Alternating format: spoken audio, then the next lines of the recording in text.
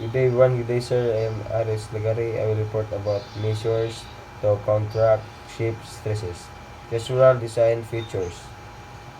Longitudinal strength. Ships are designed with robust longitudinal framing to resist hugging and sagging forces. Transverse strength.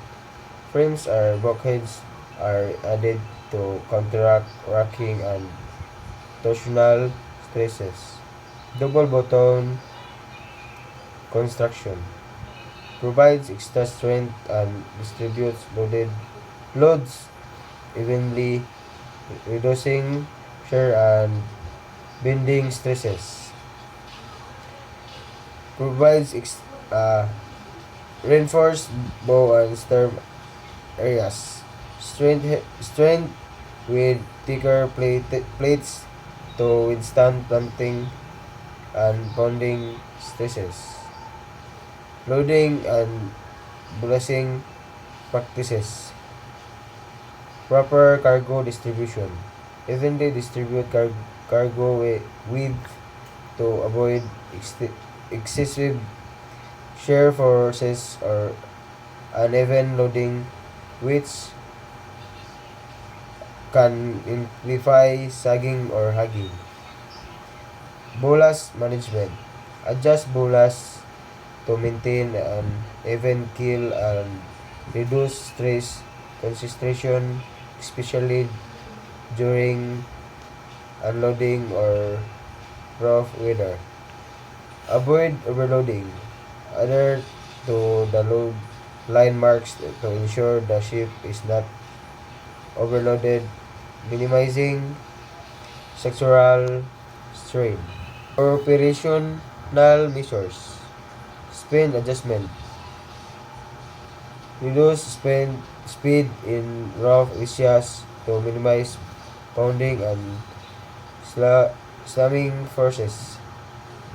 Course alteration. Course to avoid hitting waves head-on, reducing torsional and slamming stresses. Weather routing system to avoid areas with rough seas and high wind conditions. Monitoring and maintenance. Stress monitoring system. Ships are equipped with stress monitoring systems to provide real-time data on hull. Regular inspections.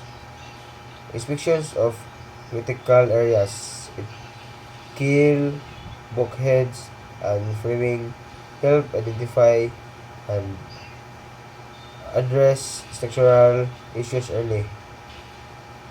Maintenance of structural integrity. Repairs, cracks, corrosions, or deformation in hull plating and frames completely. Use of bulkheads. Watertight bulkheads. The spread of floating and enhanced transverse strength. Collisions bulkheads. Protect the ship from damage caused by head-on impacts. Dynamic stability management. Anti-roll system. Stabilizer fans or gyroscopic stabilizers to reduce rolling and it is associated stresses. Stream optimization. An optimal stream to distribute stresses evenly across the hull. In my opinion, ang mga paksa na ito ay tumutukoy sa iba't ibang tensyon o stress na naranasan ng barko dahil sa hampas ng alon. Tulad ng pantig, pounding at rocking na maaaring magkahina sa istruktura nito.